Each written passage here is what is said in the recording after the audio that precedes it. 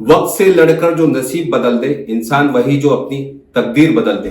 कल क्या होगा कभी मत सोचो, क्या पता कल वक्त खुद अपनी तस्वीर बदल दे। जी हाँ, गोपाल चन्नैया सेट्टी 1954 में गरीब परिवार में जन्मे और करीबन 40 साल का वक्त उनका एक सामाजिक जीवन में गुजरा है और 32 साल जनप्रतिनिधि नाते मुंबई करों की सेवा कर रहे हैं। ऐसे गोपाल सेट्टी जी हमारे स्टूडियो में मौजूद हैं। नमस्कार। आपने 8वीं तक की पढ़ाई की और वो सिचुएशन वैसी थी, गरीब अवस्था थी और बहनों का सबकी जिम्मेदारी थी और आपने समझौता किया। और आज मैं देखता हूं आपको, पिछले 20-25 साल से तो मैं कवर कर रहा हूं, आपसे मुलाकात कर रहा हूं और टेक्निकल और आपका ब्यूरोक्रेट्स जो बात काम करते हैं ड्राफ्टिंग में, जीआर में, नोटिफिकेशन में, वो भी नॉलेज है सर। ये मतलब प्रैक्टिकली जो आपने नॉलेज लिया अपने साथ में, अपने जो मुंबई करो की, नॉर्थ मुंबई और मुंबई करो की तकदीर बदली है, उसके लिए बहुत बहुत धन्यवाद और बहुत बहुत स्वागत है आपका। धन्यवाद, थैंक यू।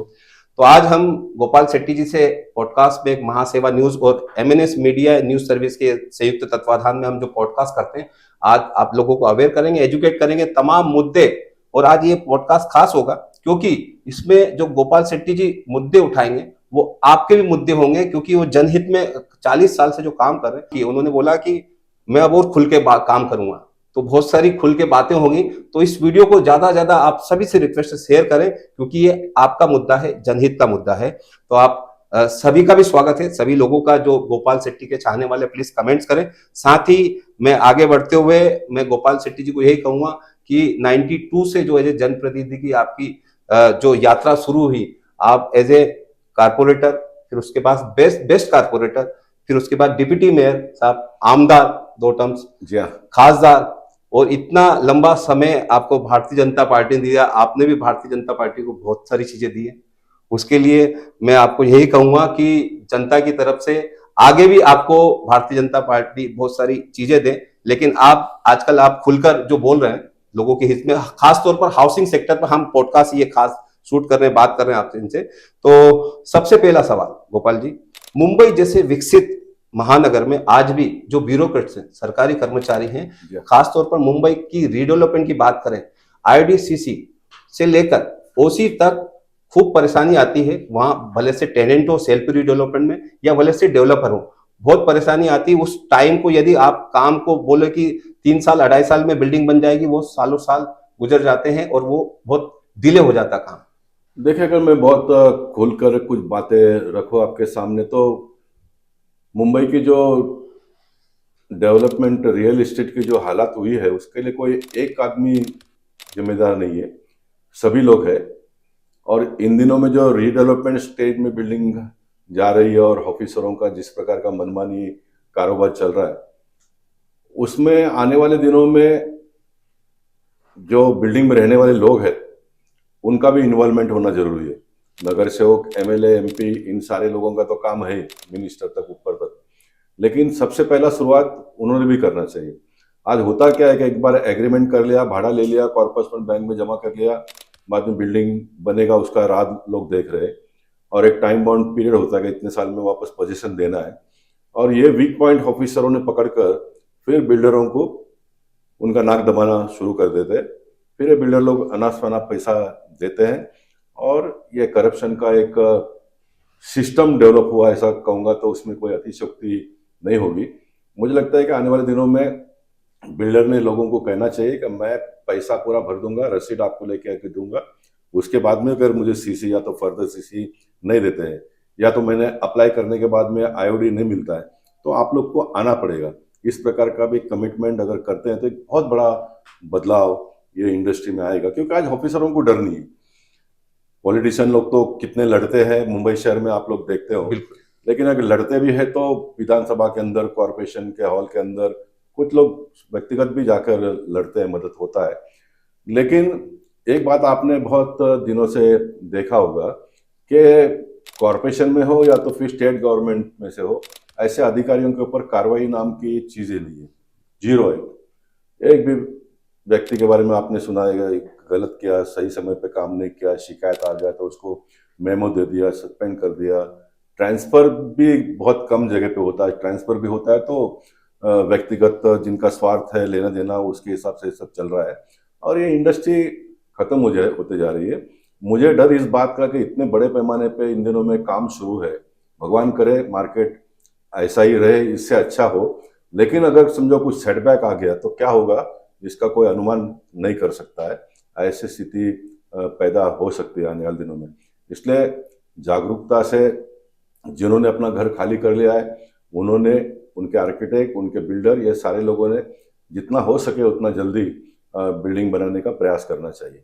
बिल्कुल। और लोकतंत्र का प्रक्रिया, लोकशाही की प्रक्रिया ये है कि लोगों के लिए किया गया। जी हाँ। तो डेवलपर हो या सरकार हो, लोगों के हित में जो रीडेवलपमेंट हो रहा है, तो उसमें लोगों की भागीदारी जरूरी। जैसा आपने कहा कि ओसी आईओडीसीसी के लिए डेवलपर के साथ में जनता को भी, लोगों को भी जाना चाहिए। पूरा बिल्डिंग रेडी होने के बाद में ऑक्यूपेशन सर्टिफिकेट लेने के लिए क्या क्या होता है वो सारे लोगों को मालूम है। जिनका काम है ऑक्यूपेशन सर्टिफिकेट दिलवाना चुनकर आए हुए लोगों का, वो भी रोकने का काम करते हैं। सभी रोकते नहीं है, लेकिन कुछ लोग रोकने का काम करते हैं। वो सिस्टम डेवलप हो गया। अभी जो हमारे उत्तर मुंबई में, अब मैं अपनी पार्टी ने, बाकी के भी कोई पार्टी के लोग इस प्रकार का परेशानी नहीं करते, क्योंकि मेरा एक दबदबा कहो या तो प्रेम या तो एक रिस्पेक्ट, आग की शर्म सभी अन्य पॉलिटिकल पार्टी के लोगों ने भी किया और मैंने भी उस प्रकार का काम किया, इसलिए बहुत अच्छा चला। नहीं तो यह ऑफिसर लोग तो पॉलिटिशियन के नाम पर भी पैसा ले लेते हैं, इस प्रकार की भी स्थिति है। और अपने यहाँ पर किसी का ये हिम्मत नहीं है, अगर बोला होगा ये पॉलिटिशियन कहता है कि पैसा दिए अगर ऑक्यूपेशन सर्टिफिकेट नहीं दो तो ऐसा कैसे हम जाकर उनको मिलेंगे, नहीं, वो तुम्हारा काम है, तुम देखो। ये नहीं चलेगा ना, ये नहीं चलेगा। पारदर्शिता नीचे से लेके ऊपर तक आनी चाहिए। जनता की भागीदारी, जनता की हिस्सेदारी होना जरूरी है, जी हाँ। सही मायने में। दूसरा सवाल सर, मुंबई उपनगर की बात करें, खासतौर पे नॉर्थ मुंबई की, तो कम से कम वहां पर जो पगड़ी वाली बिल्डिंग है, वो लैंड ऑर्डर के चलते हजारों टेनेंट बेघर है साहब, क्योंकि वो C1 कैटेगरीज में वो डेंजर घोषित कर देते हैं। बीएमसी के साथ मिलकर वो तुड़वा तो देते हैं, लेकिन वो जो पगड़ी वाले टेनेंट है वो बेघर हो जाते हैं सालों से। 70-80 साल पुरानी बिल्डिंग है, हम बात करेंगे, उनको जमींदोज कर दिया जाता है। सेज बिल्डिंग जैसे मुंबई टाउन की बात करें, उसी तरह से यहाँ पर ऐसा क्यों नहीं हो सकता है उपनगर में? वो बहुत सही है। देखिए, मैं आपको अगर मुंबई शहर और उपनगर ये दो भागों का अगर बताओ तो कितना अन्याय हो रहा है या तो कितना लू फॉल्स है उसमें, खामियां किस तरह से है वो बताना चाहूंगा। मुंबई शहर में एक तो रेट उपनगर से डबल रेट है। कड़िया बिगारी का पगार उतना ही है, सीमेंट का भाव उतना ही है, स्टील का भाव उतना ही है, बाकी सारे रेट उतने ही है। लेकिन मुंबई शहर में डबल से भी ज्यादा रेट है घर का, फ्लैट आप जो भी खरीदते हो। उपनगर में उससे आधे में बेचना पड़ता है। ओके, उपनगर में सेस का कानून है, गवर्नमेंट के पैसे से पगड़ी के बिल्डिंगों का रिपेयरिंग किया जाता है, सब उनको व्यवस्था की जाती है। यहाँ पर वो नहीं है। शहर में एफएसआई भी ज्यादा है। जैसा मैं पहले माले का जो उपनगर के लिए लड़ रहा हूँ स्लम में, शहर में भी ग्राउंड प्लस 2 के चालियां उन दिनों में बनी थी, लेकिन वो अप्रूव्ड बना था। वहां पर अभी जितने लोग रहते हैं उतना का एफएसआई आपको पास होकर मिलता है। जितने लोग रहते हैं उतना, ग्राउंड प्लस 1, 2, 3 जितना भी है, उतने लोगों का एफएसआई पास होता है। फिर एफएसआई 5, 6, 7, 8 तक चला जाता है। अनलिमिटेड एफएसआई, अनलिमिटेड एफएसआई है। एक तो रेट डबल वहां पर है, हाँ। डबल से भी ज्यादा है, अनलिमिटेड एफएसआई है, सेस का कानून है, तो उनको रिपेयरिंग वो पैसे से होकर मिलता है। और उपनगर की अगर आप बात करेंगे तो यहाँ पूरा उसका रिवर्स है। आज उपनगर में मैं एमपी होते हुए भी दहीसर में बिल्डिंग टूटे हुए, बोरली में टूटे हुए, कांदोली में टूटे हुए, मलाड में टूटे हुए, चारकोप में टूटे हुए, बड़े पैमाने पे लोग बेघर हो गए। उनको बिल्डर बनाकर देता नहीं है। ये मैं बहुत खुलकर बात बता रहा हूँ। मैं बाकी मेरे पार्टी के नगर सेवक और एमएलए के बारे में नहीं बताऊंगा, लेकिन एक मेंबर ऑफ पार्लियामेंट के नाते पूरे 6 के 6 विधानसभा की जवाबदारी मेरे ऊपर है। मैंने बहुत लड़ाई किया, संघर्ष किया। आज मैं एमपी नहीं भी हूं तो मेरा ये बहुत स्पष्ट मानना है कि आज भी मेरी जवाबदारी है। मैं अपील करता हूं, लोगों को कहता हूं कि आओ हम लड़ेंगे, लेकिन लोगों की भी एक अपनी ताकत है, उनको काम धंधे पे जाना है। सारा जो कमाएंगे तो ही खाएंगे, ऐसे स्थिति के लोग हैं। एक तो घर नहीं है, जो कमाते हैं उसमें से भाड़ा देना पड़ता है, आ नहीं पाते हैं। लेकिन मेरे दिलो दिमाग में आज भी यह मुद्दा जिंदा है। मैं चाहता हूं कि ये मैं करूं। हमारे नए सांसद पीयूष गोयल जी के भी ध्यान में मैंने ला कर दिया।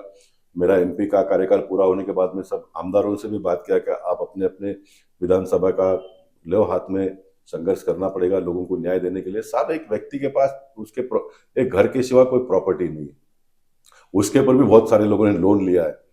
तो यही अगर चला गया तो उसका तो जान गया है, ऐसी स्थिति है। लेकिन कोई जितना चिंता करना चाहिए उतना करते नहीं, ऐसा मेरा मानना है। मैं तो भगवान से प्रार्थना करूंगा कि जो जमीन मालिक है उनको भगवान बुद्धि दे, वो अपना पैसा ले ले, जमीन का जो भी रेट है वो ले लेवे, जान छोड़े, ताकि वो बाकी के लोग उसको कोई और बिल्डर को पकड़ कर बिल्डिंग बना ले। आज भी बिल्डर है बनाने के लिए, तीसरा व्यक्ति बनाकर देने के लिए तैयार है, वर्केबल है, वायबल है। गवर्नमेंट ने सारे कानून में भी देवेंद्र जी और एकनाथ शिंदे जी ने किया है, कंसेशन दिया हुआ है। और हम जैसे लोग अगर बीच में पड़ेंगे तो ऑफिसर लोग भी थोड़ा कोऑपरेट करेंगे, आउट ऑफ पॉकेट पैसा न लो भाई से। 5-5 साल लोग बेघर हो गए, बाहर थे, इनका घर बन रहा है, वो कोऑपरेट करेंगे, प्रेम से बोलकर करेंगे तो करेंगे, नहीं तो फिर जो भी करना हो वो भी करना पड़ेगा, वो हम करेंगे, लेकिन करेंगे वो, और लोगों को घर मिल सकता है। लेकिन इसमें थोड़ा सरकार के माध्यम से भी थोड़ा प्रेशर आने की आवश्यकता है, मैं मानता हूँ। अब देवेंद्र जी बहुत सारा लाइन अप कर रहे हैं, आप देखिए 6 महीने में 12 महीने में तो आपको बहुत बदलाव दिखेगा। अच्छा, महाराष्ट्र में 12 महीने में आपको बहुत बदलाव दिखेगा, बहुत फास्ट ट्रैक पर काम जा रहा है। ये अगर मालिकों को भाई आप 6-12 महीने में काम चालू करो, जो भी भाड़ा इतना दिन का दो उनको, नहीं आप करते हुए तो एक सरकार को कानून बनाने में कितना समय लगता है, तो हम ले लेंगे और हम किसी तीसरे आदमी को देकर लोगों को घर दे देंगे। ये स्थिति पे गवर्नमेंट को आना पड़ेगा आने वाले दिनों में। और मेरी आवाज़ को जो लोग भी सुनते हैं, जिनका घर टूटा है, मैं कहूँगा कि थोड़ा आंदोलन के मूड पे आ जाओ, सब लोग रास्ते पे उतरो। सबसे पहले आप जो जमीन का मालिक है, जो करने नहीं दे रहा है, उसके घर पे धाबा बोलो। मेरे पार्टी के जो भी नगर सेवक आमदार होंगे, मैं उनको कहता हूँ कि आप पहुंच जाओ, मैं पहुंच जाऊंगा, मुझे जहां पर भी लोग बुलाएंगे मैं जाऊंगा, मैं बैठूंगा, धूप पर बैठूंगा, रोड पे बैठूंगा और लोगों को जमा करने का काम करूंगा। करना पड़ेगा ये, और ये करने से लोगों को घर मिलेगा, गवर्नमेंट को टैक्स मिलेगा, और जो जमीन मालिक है उसको भी, उसके हाथ में भी 2 पैसा आएगा, 2 पैसा है, वो आएगा। अब वो सोचता है कि 10-20 साल में लोग भूल जाएंगे, बाद में मेरे बच्चे बनाएंगे, नहीं, कोई नहीं, भगवान किसी को छोड़ते नहीं। हाय लगेगी लोगों का तो आप जी नहीं पाओगे साहब। बड़े बड़े लोगों को हमने देखा इस मुंबई शहर में क्या हो रहा है, होता है करके। इसलिए पुण्य कमाओ, अभी भी देर नहीं हुआ है, पुण्य कमाओ, उसमें जो भी हमारा सहयोग की अपेक्षा होगी हम करने के लिए तैयार हैं। बिल्कुल। लैंड ओनर पुण्य कमाए, साथ ही सरकार इस पर कुछ प्रेशराइज आगे हो सकता है। गोपाल जी इस पर तैयार हैं। गोपाल जी, लीना देहरेकर जी मैडम है, उन्होंने कारपोरेटर हैं, सूर्योदय में 28 टेनेंट बेघर है, कृष्णकुंज में 58 टेनेंट्स, ये कांदिवली वेस्ट की जानकारी, कांदिवली वेस्ट, राधा निवास 52 टेनेंट्स, राम निवास 24 टेनेंट, मैं सभी जगह पर गया हूँ। हम लोग सब गए हैं, पहले चरण पे आंदोलन भी किया, लीना बहन, योगेश भाई, ये। लेकिन मैं कह रहा हूँ ना कि जितना होना चाहिए उतना हमने भी नहीं किया। Let us be very Frank ना, हम सारे सिस्टम को दोष देंगे तो नहीं चलेगा। जितना करना चाहिए था उतना हमने भी नहीं किया है। इसलिए मैं कह रहा हूँ कि मैं आज एमपी नहीं भी हूँ तो लोगों का जो प्रेम विश्वास जो लोगों ने मुझ पर प्रकट किया था वो आज भी जिंदा है। तो मेरे सर पर आज भी कर्जा है, तो मैं ये करने के लिए तैयार हूँ, मैं करूंगा आने वाले दिनों में। मतलब आप 71 ईयर्स 70 साल पूरे हुए और आज भी आप कर्ज की बात करते हैं जनता के लिए, तो जनता का भी फर्ज बनता है कि जनता साथ में खड़े एज ए जनसेवक के रूप में गोपाल शेट्टी के साथ में, और ऐसे इश्यूज रिजॉल्व करवा के ले, लोगों का भी काम बनता है। सर, सबसे आपके दिल का विषय है स्लम, झोपड़पट्टी मुंबई का। आज भी 50%, 45-50% मुंबई के स्लम में लोग रहते हैं। सर, स्लम मुक्त और उत्तम मुंबई कब बनेगा? देखिए, मैं आपको बताना चाहूंगा कि बहुत सारे कानून में बदलाव हो गया।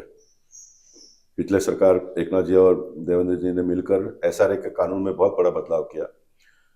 एक तो बीच का समय 2 साल कोरोना में चला गया, महाविकास आघाड़ी के सरकार ने जिस प्रकार से काम किया वो तो हम सबके सामने, इसलिए उसके बारे में कोई बोलना उचित नहीं है।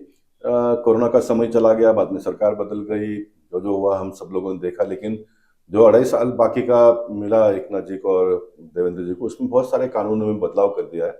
मैंने एक प्रपोजल सरकार को दिया था कि जो प्राइवेट लैंड जमीन मालिक जो है वो करते ही नहीं है, तो आप उनको एक 5 साल 10 साल का समय दे दो, अगर नहीं करते तो फिर गवर्नमेंट उसको एक्वायर कर लेगी करके। अब ये कानून बनाने में समय लगेगा, इसलिए सरकार ने एक अच्छा किया कि आज की तारीख में जो जमीन मालिक है उसको फर्स्ट चांस दे दिया कि आपको अगर बनाना है आप बनाओ। वहां पर कोई सोसाइटी लोग बनाकर तीसरा बिल्डर लाएंगे, उससे छुटकारा मिल गया है। यानी फर्स्ट राइट अभी जो जमीन मालिक है उसको है। तो बहुत सारे लोग एक्टिवेट हो गए अभी, या तो खुद कर रहे हैं या तो फिर बेच रहे हैं।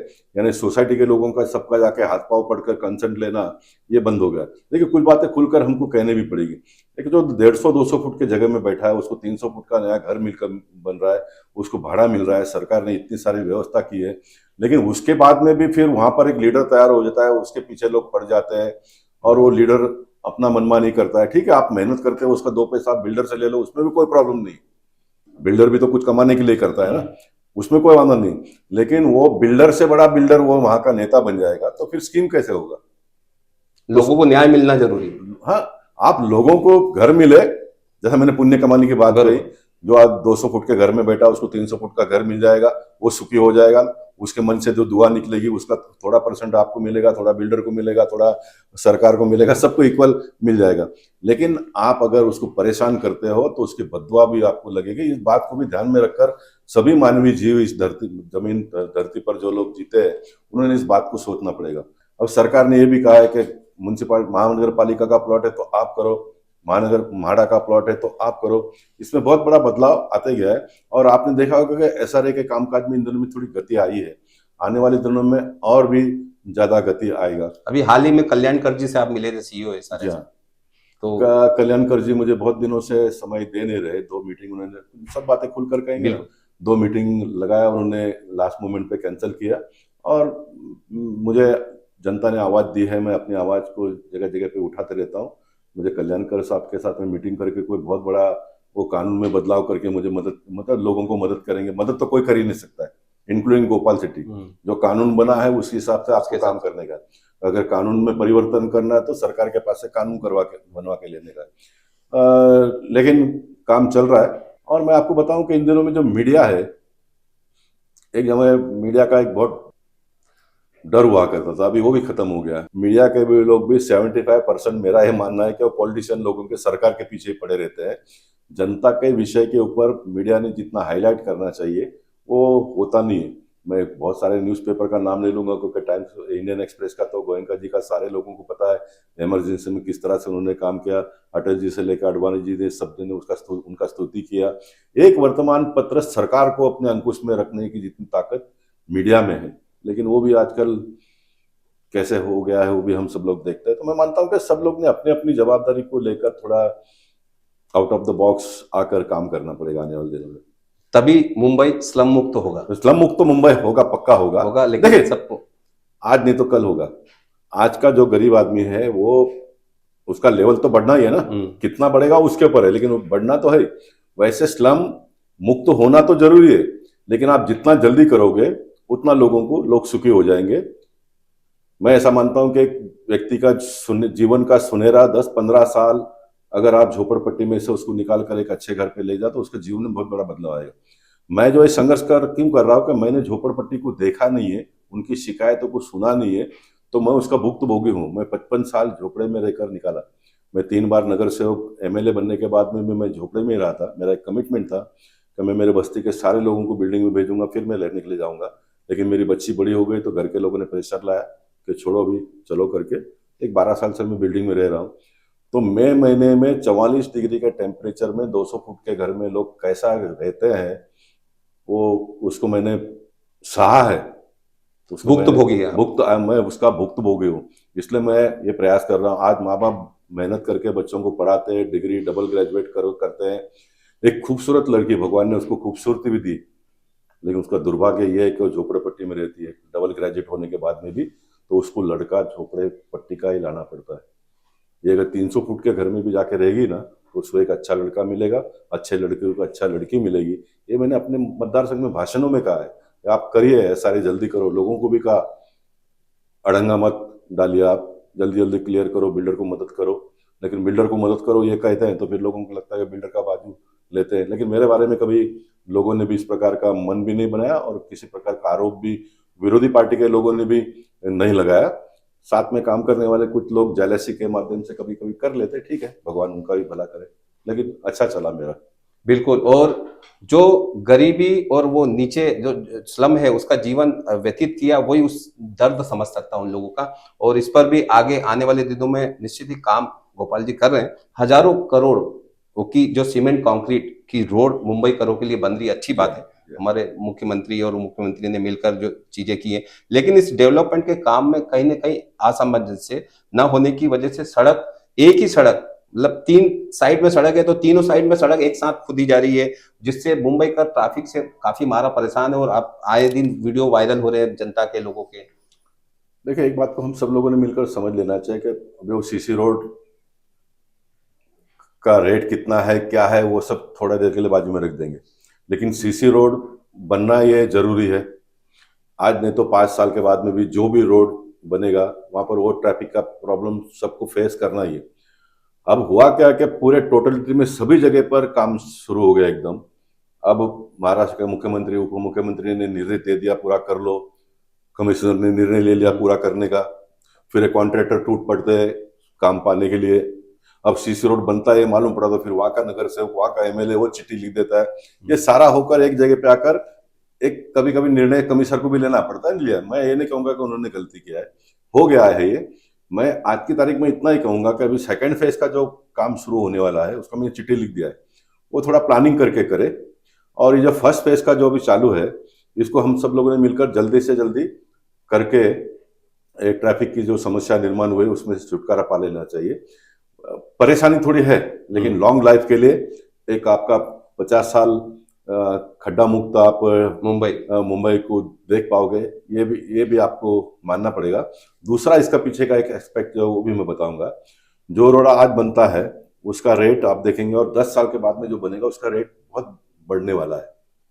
तो आज एक लो कॉस्ट में आपका, आज का जो कॉस्ट है लो है ऐसा मैं नहीं कहूंगा, लेकिन जो 10 साल के बाद में जो कॉस्ट होने लगा उससे तो लो है ही, उससे कम पैसे में बनेगा। तो इसमें कॉर्पोरेशन का ये भी फायदा भी होने वाला है, ये बात को भी हमको ध्यान में लेने की आवश्यकता है। इसलिए मैं भी चाहता हूं कि जो नितिन गडकरी जिस प्रकार का आज काम कर रहे हैं, देखो रोड बनना ही है ना, हाईवे बनना ही है, तो क्यों आज का जो जन्मा हुआ व्यक्ति है उसने वो सुख क्यों नहीं भोगना चाहिए? बिल्कुल, तो बना दो रोड, 25 साल के बाद में भी सरकार को ही बनाना है। तो आज जो भी व्यवस्था बैंक में से पैसे लेकर जहां आवश्यकता है वहां पर बनाओ, जहां पर आवश्यकता वो तो बनता भी नहीं, तो जहां पर आवश्यकता है वो बनाने से आज के लोगों को सुविधा मिलेगी, पेट्रोल डीजल की कंजप्शन कम होगा, और 10 साल के बाद में जो रोड का हमको कॉस्ट चुकाना पड़ेगा, अदा करना पड़ेगा, पे करना पड़ेगा, उससे हमको रिलीफ मिलेगा ना, कितना बड़ा फायदा होता है। और ये फायदा प्राप्त करने के लिए थोड़ी अभी जो ट्रैफिक की परेशानी हो रही है उसको सहन करने का मन लोगों ने बना लेना चाहिए। लेकिन एकदम भी हम मन बनाकर बैठेंगे तो फिर ये सिस्टम के लोग चला लेंगे, 2 साल का काम को 3 साल करेंगे। इसलिए थोड़ा चिल्लाना भी चालू रखो, थोड़ा निगरानी भी रखो, लेकिन मानकर चलो कि थोड़ी परेशानी झेलनी पड़ेगी और ये हम सबको सुख इसमें से मिलेगा। और ओवरऑल जनता को जागरूक रहना जागरूक रहना बहुत जरूरी है। और जागरूकता के साथ में गोपाल शेट्टी जी एक ऐसे व्यक्ति हैं जो पिछले 40 साल में सामाजिक जीवन और 32 साल में एज ए जनप्रतिनिधि के जीवन के साथ में आज 70 साल 71 साल की उम्र में भी लगे हुए हैं लोगों के लिए, सेवा के लिए, जन सेवक के रूप में। तो मैं यही कहूंगा कि वो स्लम का मुद्दा हो या वो सेज बिल्डिंग या फिर या मुंबई की उपनगर की जो पगड़ी वाली सिस्टम वो, या ट्रैफिक का इश्यूज हो, स्लम का।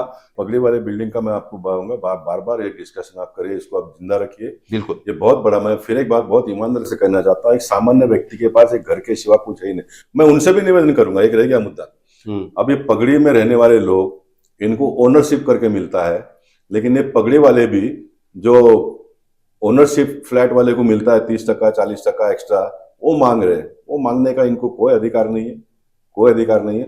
ये बात जरूर है कि सरकार ने एक और उसमें अच्छा काम किया है, जो 150-200 फुट के घर में रहते हैं उनको 300 फुट का घर मिलना चाहिए, इसलिए एक 100 फुट का और व्यवस्था सरकार ने किया है।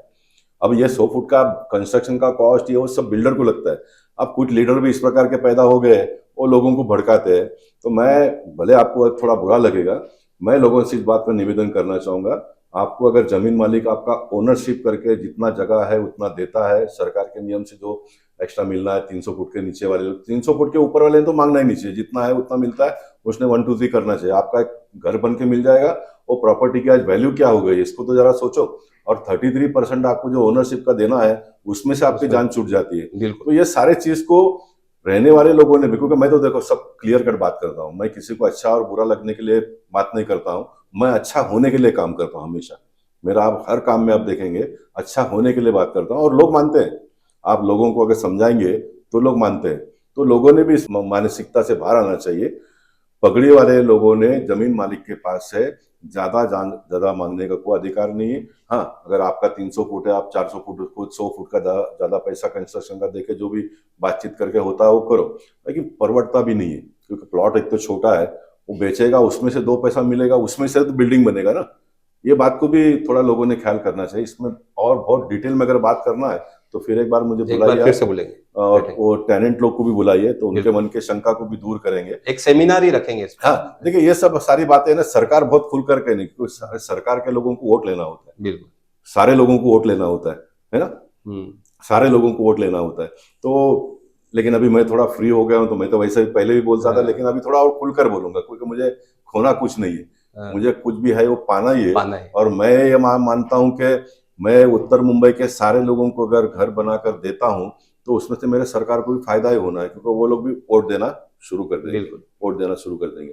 लेकिन वोट कब देंगे, उनको घर मिलेगा तो। बिल्कुल, और विन विन सिचुएशन सबकी हो, क्योंकि जब तक विन विन सिचुएशन नहीं होगी, सब लोगों का भला नहीं होगा, इसी को समुचित विकास बोलते हैं, वो मुंबई का हो या देश का हो। इस वीडियो को ज्यादा से ज्यादा लाइक करें, क्योंकि एक ये विजन है, एक आपकी लड़ाई है। इस वीडियो को ज्यादा से ज्यादा शेयर करें, चैनल को सब्सक्राइब करें। गोपाल जी हमारे स्टूडियो में आए, बहुत बहुत धन्यवाद। Thank you very much. Thank you.